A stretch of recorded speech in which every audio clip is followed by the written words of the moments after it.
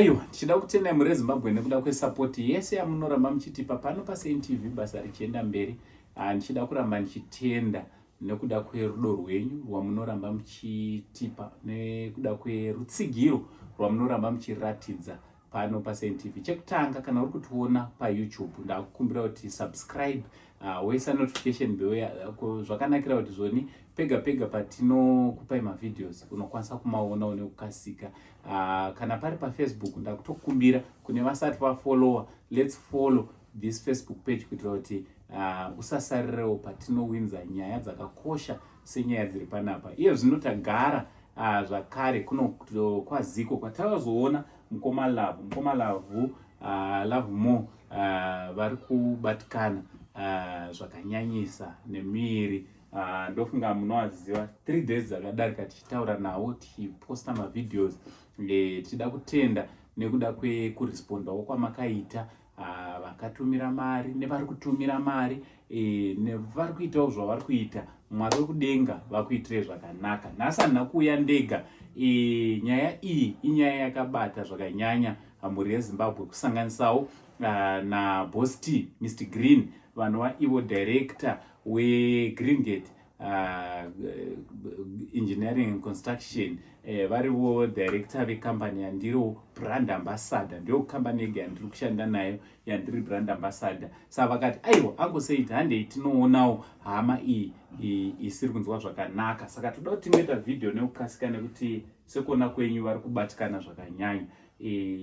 Boss T, mamboswera sei nhasi? Taswera zvakanaka, maswerawo sei? Makadiko mhuri yeZimbabwe? Alright. Mukoma Love, maswera sei? Taswera maswera sei. Iri sei miri nhasi? Ngodai. Handiti shame. Sorry Mukoma. Alright. Nhasi tauya naMr Green veGreengate. Ndo mukuru wedu kubasa kwedu apa. Vakati regai timboya tizomboona Mukoma Love. Vakaona video vakabatikana. Regai ndivape mukana wekutaura mashoko ava kuigira. Iri sei miri Mukoma? Ngodai ngoma iri. Hope tichangonamata kuti Mwari akuitire zvakanaka. Takabatikana patakaona video ndikati ndinofanira kuti ndimbosvika ndikuonei. Zvawandiri kuna Mwari. Pane michenji iri kumboitika ino kubva zvamaka Zomboti rwambochinja warumbotomo urumbokupa mukana umbokupa nekamhepo. Musi wekumbounyandoka kuti alright. ukakuda zvokundigwina mukati. Sani panenge paakuda kana kuti mugara muchiwana mapen killer. Kuti ruva kundigwina tsinga dzidzo kunokova zvimbo. I'm very sorry. Yeah. So Mr Green vakabatikana vaona video iri vakashayika nerekutaura natsoona kuti murume uyu vabatikana zvoti mazuva esa vanga vachiita kuti angotofanira kuti timhanye tinovaona takati regai tisvike. Hazvisi nyore zviri panapa. Situation iri kurwadza, but ndoda kuzivisai Mukoma, takataura nachiremba vedu vanomira nesu muchazovaona. Chiremba vakati tiunganidze mapepa nhoroondo yenyu yekwamakamboenda kuzvipatara. Tinotenda naMukoma Audrey, mapepa ave zvakamira sei? Aiwa, tinotenda mapepa avepo avakambobatsiridzwawo navo kusvika pari zvino. Saka mapepa ese ave maoko achiremba. Chiremba vari kuda kumboona history kuitira kuti vaone kuti vanotangira papi, tichibva panapa tiri kuenda kupi. Saka kutangawo nemusi weMonday, I'm sure tinenge takuziva kuti tiri kufamba sei. Tinenge takutopawo mhuri yeZimbabwe update yokuti kurapwa kwaMukoma kuchange kuchiita sei. Ndo chekutanga chakakosha chandoda kuti ndinge ndinokuzivisai kuti ngoitai mwoyo murefu. Manje muchadi tichange takuita kuti muende munorapwa. Boss T havana kungouya. Vati aiwa inini mukufamba kwangu regai titsvagewo zvekuti hama yedu inge iri inobatsirikawo. Munhu ari kurwara anodawo zvekuti anga ari anodyawo. ndo saka vaita magroceries ari pamberi apapa zvaitwa nabosti veGreen Gate pamwe chete nemari iri panapa. Mari iri panapa mukoma lawo otoisa pa300. Saka mari yedu iri panapa pane 300 yabva kuGreen Gate. Vari kuti iyi imimi semunhu ari kurwara, iyi haisi yekuti munorapisiwa. Bosti vari kuti semunhu ari kurwara, dzimwe dzenguva munomuka muchiti handisi kuda kudya chino ichi, ndiri kuda kudya ichi. Saka 300 iri panapa vari kuti ndeyekuti musi wamunoti muri kuda kudya chamuri kuda kudya, handiti hamubvise mari yekurapwa yeye yatikati ndeyekurapwa, munobvisa pa300 iri panapa. Sorry hey mari shame, so sorry. Saka Mr Green vari kuti 300 iyi negrocery iri pamune muchidawo kuti moda kuitawo zvamuri kuda kuita, muri kuda kudya, munoti muningina Audrey tora mari yeumbomanyo unonditengerawo ameno, pamwe musi wacho mune muchito ndiri kudawo yogurt, ndiri kudawo kudya chino, munobvisa pamari iyo ndeyenyu yekudya, haisi yemishonga, ndeyechikafu.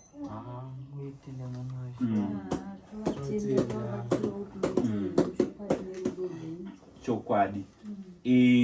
Panapa ndine 500 rands yakatumirwawo neimwe hama, koita zvakare ndine 470 pamari dzanga achitumirwa nevanhu. Ndangoibuditsa yese sezvatinongoita izvozviya, ndikabva ndatirega ndiuye nayo yakadaiwo.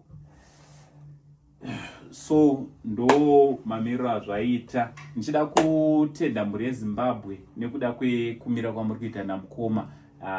Mari vamwe vakandibvunza zvikanzi hangu sei ndimusasiye mari inopa miedzo. Ichokwadi, ndati ndigare ndaanaunza mari iyi haisi kugara panapa. Vanhu vangazofunga kuti mukoma pari kuchengetwa mari yakawanda panapa. Mari haisi kugara panapa. Mari iri kutongoti tikapedza kuita vhidhiyo izvozvi tiri kutobuda nemunhu ari kutoende achinoidhipozita. Mari haichengetwe mumba, iri kutonodhipozitwa. Yofanira kuti inge inogara iri kwainenge iri safe, kuitira kuti tisachengete mari yakawanda pamba. Mangwana tinopindirwa. Chaunogona kuwanawo ndiwo mafuta iwawa nechikafu. Haiwa, chikafu anokurongedzera. Ukapaza zvako anokurongedzera. Vatete handiti munhu akapaza akauya achida chikafu, munongomurongedzera odii zvake oenda, but mari panenge pasina. Bosti, kune makambani kunzo, kune vamwe vanokwanisa kubatsira vari kunze, vamuri vari kuona vhidhiyo rineri, mungada kuvakurudzira kuti udii?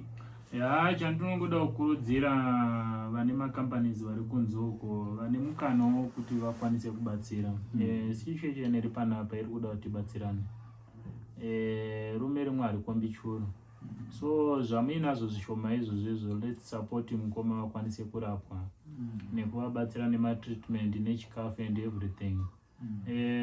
Situation yavari yakaoma. Saka ndirongokurudzira vane makambanizi izongoitawo mukana sezvandaita, kungosundwa just 30 minutes momboya mombosona zviri kunoku, ende munotanga kunyatsonzwisa kuti pari kuda help, pada help yakasimba, pari tomboda kuti tibatsirane kuti zvinhu zvifambe zvakanaka. Haisi nyaya yetreatment chete, but pane chikafu, pane chii zvakawanda zvinoda kuti zviitwe zvakawanda. Ende tine vamwe vatineichiti vanenge ingonzwa kuti ndingari kwakati anogona kubatsira zvakadai. So let's try everything watinofungidzira kuti tinogona tuwane help. Pane mari dzichadiwa dzematransport dzechichi, so vanokwanisa kubatsira, please ndiri kukumbirisawo ngatisapotei mukoma wedu akwanise kuwana treatment, zvive zvinofamba zvakanaka. Amen. Ndingangoti ndiwo mashoko angu iwo. Mukoma, mungadawo kuti kudii kune vese vari kumira nemupango waino? Ngoreza kuna Mwari kuti avarambe vese kutambanudzwa maoko shuwa. Mwari aramba achivakomborera shuwa. Kwandikabvaona rwo kurefu. Apa ndiona kuti Mwari apa akapindira shuwa. Ndakadhonza makore kusvika izvozvi. Ngambomira natsana, ngambomira kusvika panozamawo zvakashingirira. aiwa tinotenda. Aiwa, muri eZimbabwe maoko enyu awo ndoda kukutendai. Inini personally ndoda kukutendai nekumirawo nesuwo seSaint TV kuvimba nesu kuti tiri mwana anotumika, tiri mwana wekuti mukati mhanya tinomhanya. Toda kungotenda nekuvimba nesu. Mwari wekudenga wakuitire zvakanaka. Nhasi ndauya naBoss T vanova veGreen Gate Engineering and Construction, kune vanenge vachida kuitwawo zvekuvakirwa. Aiwa, ndokubasa kwaUncle Saint, tinoitawo zvekuvaka.